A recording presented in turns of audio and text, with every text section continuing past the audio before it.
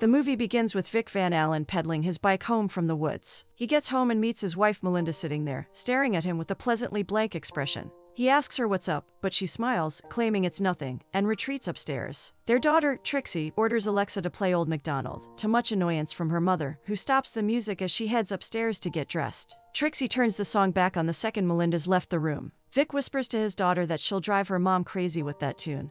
But Trixie, extremely clever for her age, is completely aware, not seeming to care. Vic chuckles at his daughter's spunk before heading upstairs to help Melinda. Melinda asks Vic's opinion on which dress she should wear.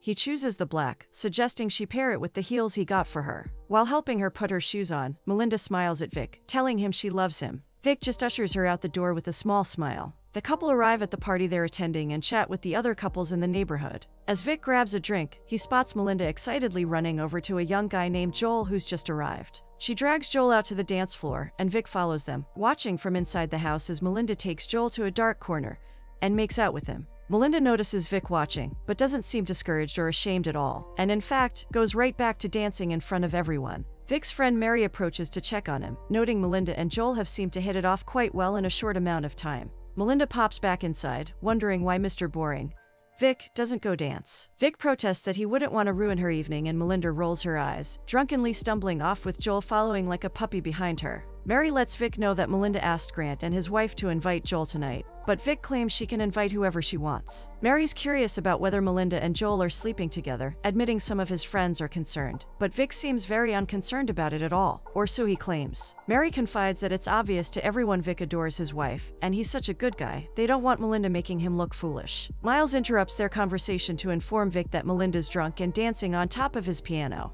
As Vic enters the room, Melinda climbs down from the piano, reining herself in as she proclaims to the crowd that she's crap at toasts anyways. Instead, she resolves to sing a song, and starts poking the tune of Via con me by Paolo Conte on the keys, singing in off-key Italian. The crowd even joins her when it gets the English chorus of the song, and her performance earns a round of applause. Vic bumps into Joel at the bar, and despite Vic's best attempts at ignoring him, Joel cluelessly follows after him, initiating a friendly conversation, thanking him and Melinda for their hospitality. He wants to especially thank Vic for how cool he is about Joel seeing his wife, claiming some husbands can get jealous. Vic snorts at that, asking if Joel's been in the area long enough to have heard about Martin McRae. Joel recognizes the name, it's the guy who went missing a while ago. Vic casually mentions that Martin used to see a lot of Melinda too. Joel, not the brightest bulb, questions if Vic's suggesting that he did something to Martin. Vic claims he murdered him. Joel doesn't think it's cool of Vic to joke about something like that. After all, Martin was his friend. But Martin was no friend of Vic's, he was Melinda's friend, which is something else entirely. Joel tries to show some courage, claiming he doesn't believe Vic, but shortly afterwards he leaves. Melinda tries chasing after him, asking what happened, but as he spots Vic in the distance behind her, he bolts without explaining himself. Melinda interrogates Vic on what he said to Joel, insisting he must have said something, because Joel was completely different after they spoke. Vic coolly lies to her, but Melinda doesn't believe him in the slightest. On their way home, Melinda spots a half-eaten apple in Trixie's lunch bag and decides to finish it herself, feeding a piece to Vic while he drives, and for a second, they look like a normal couple. As Vic pays the babysitter, Melinda starts undressing herself right there in the kitchen before she drunkenly attempts to make coffee. Vic apologizes profusely to their babysitter, who's getting an eyeful of Melinda's breasts, for his wife's indecent exposure, trying to explain that her openness is a cultural thing. Melinda brushes past the babysitter as she covers her chest, whispering that America is so stifling. As Vic helps Melinda get undressed, he admits he wished she would pick suitors with more brains. Melinda wonders if he's attracted to intelligence, and if that's why Vic had chosen her, for her brains. Vic admits that Melinda is very smart, but she rolls her eyes at that, knowing it's not a type of intellect that he respects. She explains that Joel may not be smart, but he makes her enjoy who she is, and that turns her on. Vic tries turning her on himself, slipping his hands between her thighs, but Melinda shrugs him off, ordering him to shut the door on his way out. Vic visits his pet snails that night, one of his few sources of comfort. The animals seem to calm him. Melinda's head buzzes with the blender the next morning as Vic makes her some fresh squeezed juice to tend to her hangover. He gives Trixie some words of support while she figures out her science project. Melinda makes a backhanded comment that soon their daughter will be just like her dad, building bombs. Trixie clearly doesn't appreciate the comment, correcting her mother that Vic doesn't build bombs, he just made a computer chip.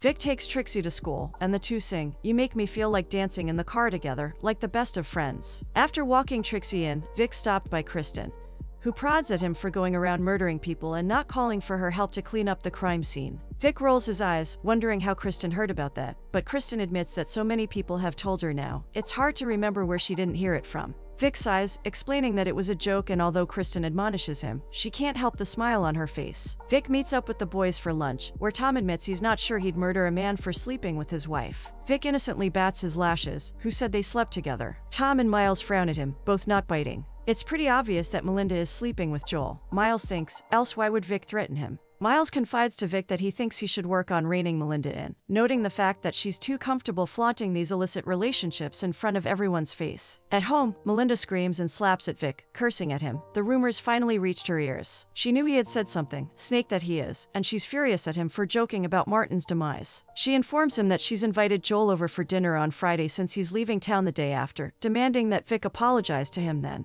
Joel shows up on Friday and is greeted by none other than Vic, who at first pretends Melinda isn't home, and it's just the two gentlemen for the evening. The idea makes Joel obviously uneasy, till Vic reveals he's just messing with him. Trixie's banned her mother from the stove for 2 weeks, so Vic is responsible for dinner tonight, with some assistance from his daughter, who's immediately suspicious of Joel, especially after being told that he's a friend of her mom's, similar to how Martin McRae was. He announces that he'll be making lobster bisque tonight, but Joel reveals that he's allergic to shellfish. They all eat dinner, and Joel rambles on about his new job in New Mexico. Melinda suggests that they'll come out to visit sometime, a comment that she knows will irritate Vic. She snatches half of Joel's grilled cheese sandwich, after he offers his compliments to Vic on how delicious it is. She feigns shock when she bites in, exclaiming the sandwich is amazing, and Vic jokes that she has the palate of a 5-year-old, recounting their first date, where he'd taken Melinda to the best restaurant in the city and she ordered macaroni and cheese. Melinda recalls how he'd looked ashamed to be with he, and he retorts that he'd realized she was ordering off the kids' menu to save room for alcohol. At this point, the couple start going back and forth, while Joel just sits there like the idiot he is. Melinda complains that she wishes Vic were normal,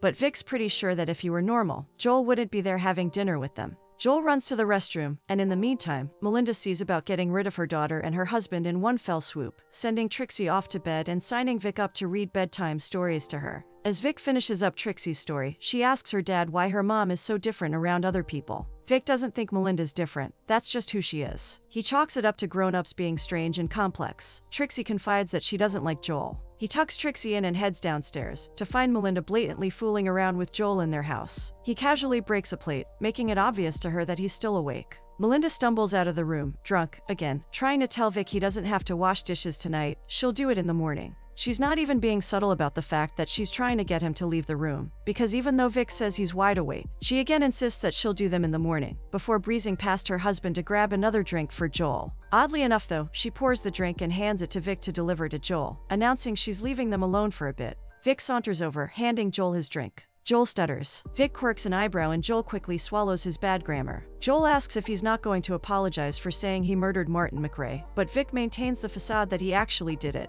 Joel goes pale. Vic's phone vibrates, announcing the arrival of Joel's Uber, which he strongly suggests Joel takes immediately. The gang are all gathered at a garden party, where Vic ends up in conversation with a new neighbor, Don, who's a writer. He's done some short stories and screenplays, claiming that a screenplay loosely based on himself may be developing into a Hollywood movie soon. Don asks Vic what he does for a living, and Vic, trying to remain humble, says he simply builds some apps, publishes a magazine of poetry and photography, but mostly he just rides his mountain bike and hangs out with Trixie. Don sarcastically asks if he gets paid to ride around on his bike, and Vic explains that he's retired. Kelly, Don's wife, curiously asks what he used to do, and Melinda, using every possible opportunity she has to make Vic look bad, informs her that he made the chip that drones use to bomb people. Vic, likely tired of hearing this argument, reminds them that all he did was make the technology. He has no choice or control over how people use it. Miles reiterates that the moral of the story here is that not only is Vic a genius, but stinking rich. Kelly's briefly taken aback as she admires Melinda's beauty, when suddenly Vic asks her if she'd like to dance. The other couples take notice as they get on the floor, Miles asking Tom if he's ever seen Vic dance before. Tom didn't even know Vic could dance, and apparently neither did his wife, as she looks on curiously with the other wives. Vic clearly isn't the greatest dancer, but his eyes are locked solely on Kelly's, and he's smiling the brightest that Melinda, or anyone, really, has seen in a while.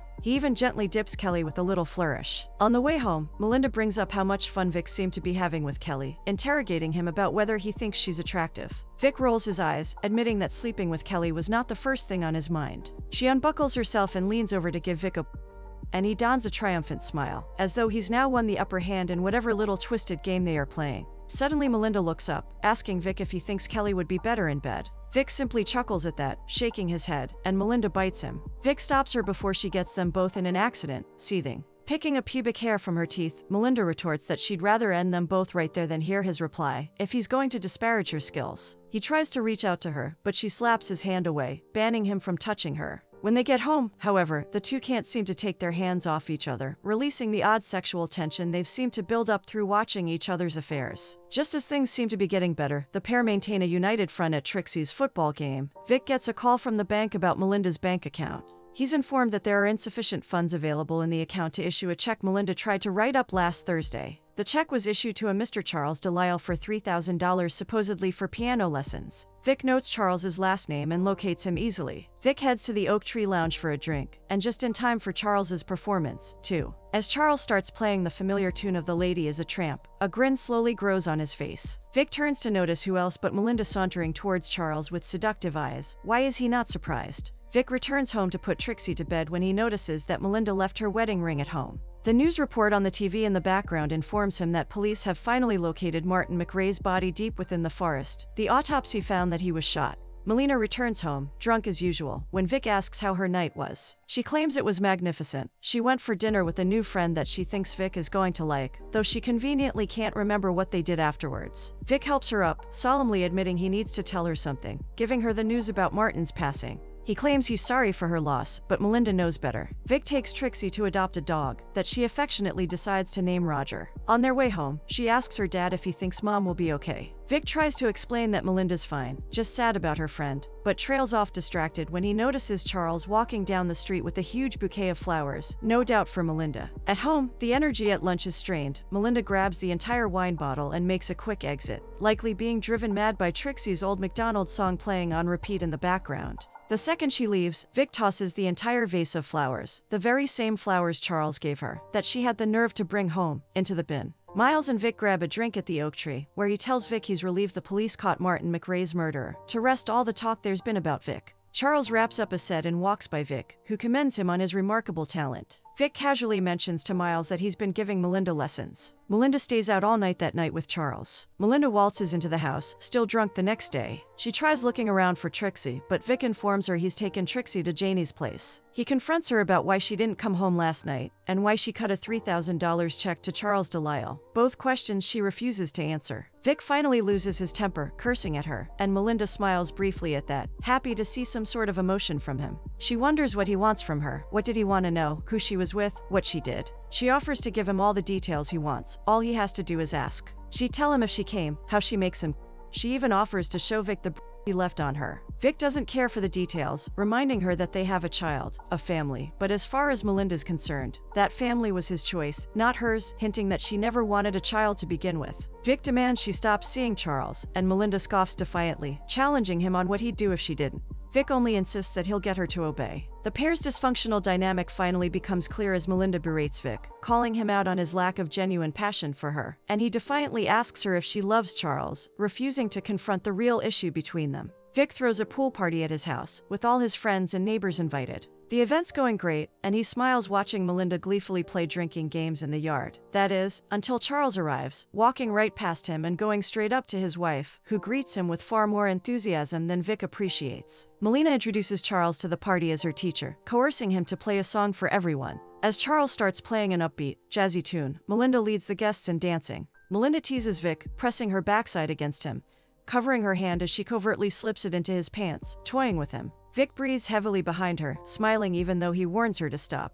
But Melinda playfully tells him to shush. Once Charles finishes, she reclaims her hand to offer some applause. She officially introduces Vic and Charles later in the evening. Vic offers superficial thanks to Charles for teaching Melinda piano, but Charles chooses some poor words in response to that, claiming that Melinda's a natural, so it's his pleasure to teach her. Later, while looking for Melinda, Vic bumps into Miles and Mary in his backyard smoking a blunt. Mary points Vic to upstairs. Going inside, Vic checks the door to one of the rooms, but it's locked, so he retreats up the stairs and waits. Who else would he see exit the room moments later but Melinda and Charles, hurriedly sneaking out? Vic's disappointed, just when he thought that maybe things might be changing. Maybe she'd fall in line. He watches her playing with Charles in the pool, seeming so happy and openly flirtatious with him. It suddenly starts raining and most of the party guests retreat, including Melinda, who's called inside to help make cookies. Miles, high out of his mind, almost isn't sure it's raining till he asks Vic, and quickly retreats from the pool, leaving only Vic and Charles behind. Vic returns and tries to grab a cookie, burning his fingers on the hot tray. Melinda, suddenly wondering where her boy toy is, starts looking around for Charles, and notifies the group with a horrified scream when she finds him floating in the pool.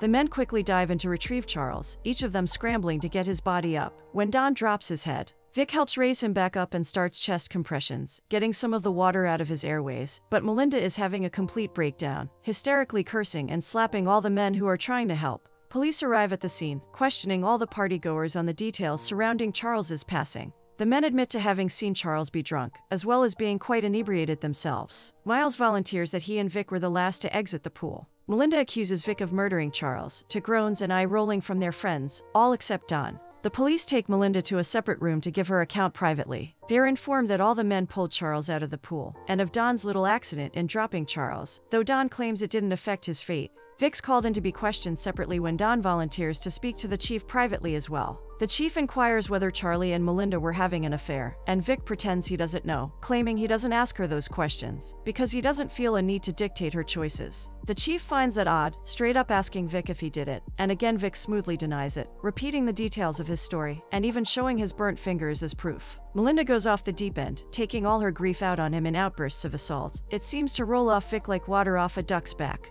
Vic asks her one day if she'd like a divorce, but instead of saying yes, Melinda's more insulted. She reiterates that she's not afraid of him. While biking, Vic has flashbacks of the night he murdered Charles. He notices a car staking out his studio. After dropping Trixie to school one day, he bumps into Kelly, who's shown up at the school solely for the purpose of tracking him down and talking to him. Kelly makes it clear that she doesn't support her husband in what he's doing, informing Vic that Don's been inviting Melinda over to discuss theories on how he murdered Charles. Kelly's distraught and ashamed at her husband's actions, but Vic comforts her, inviting her and Don over for dinner. When they come over, Vic shows Don the snail room, where he politely asks Don to stop accusing him of murder. Don admits that his theory is that Vic drowned him, and Vic offers the rumor about him and Martin McRae, wondering if Don thinks he's responsible for that too. Don asks Vic if he'd be willing to take a lie detector test, and when he agrees with no fear, Don admits he finds Vic weird. Walking through town, Vic notices the car that's been following him with a camera and some files in the back seat parked outside of a restaurant, and finds Melinda having lunch with a stranger. He walks in on them, introducing himself to the man, who identifies himself as David Risigliani and claims to be a psychotherapist. Testing him, Vic asks David if he's got a card, but when he claims he doesn't have one, Vic still leaves him with a smile, claiming he knows where to find him. Vic marches into Don's home, interrupting his family dinner, and blatantly confronts him about David, much to Kelly's confusion. He explains when he made David a week ago, and the experience he had with him and Melinda at the diner, and Kelly is mortified. Don tries acting high and mighty, claiming Vic's accusations are baseless, but Vic came prepared, pulling out a bank statement that shows Melinda wired Don an odd amount of money recently. The proof is more than enough for Kelly, who apologizes profusely to Vic, embarrassed by her husband. Having done his job, Vic leaves the couple to argue. Vic arrives home just in time to see Melinda has taken yet another lover, clearly with no regard for their life. Vic wastes no time in investigating them. During bath time, Trixie asks Vic if Charles's feet touched the bottom when he drowned in the pool, and Vic innocently claims he doesn't know. He was there when everyone was trying to save him, but not when he passed. Trixie, scarily perceptive child that she is, insists that her father's kidding her, wondering why he won't tell her how he did it. Vic sweetly explains to Trixie what would happen to him if he had murdered Charlie and people found out. He would go to jail. As he puts Trixie to bed, he can hear Melinda whispering on a phone call to her lover about plans to travel to Brazil, possibly taking Trixie with them. But none of the conversation triggers Vic until she whispers that loves him. Melinda's new lover, Tony, comes to visit one day and greets Vic in the snail room first, before heading upstairs to find Melinda. The men discuss Tony's work building sustainable housing in Brazil till Melinda shows up, practically running into Tony's arms. Melinda, clearly trying to stir the pot and trigger Vic, mentions to him that Tony is the first lover she took when she moved to America, much to Tony's embarrassment. Melinda confides that Tony's the one who broke her heart. Tony suddenly suggests that some snails would go great with the meal, a poor suggestion that Melinda encourages. Vic firmly states that the snails aren't for eating, and the two almost subversively seem to poke fun at him for keeping them as pets. That is, until Vic explains with a smile that snails not prepared correctly could fatally poison someone. Melinda drinks, dances, and shamelessly flirts with Tony while Vic cleans up. but he notices when the two sneak off together, following them upstairs. Melinda spots Vic looking at them, her smile quickly fading. Vic pulls up on Tony one day, claiming Melinda's got a building site that she wants to show him, and starts taking him towards a path in the forest, where they used to bike often when they just started dating.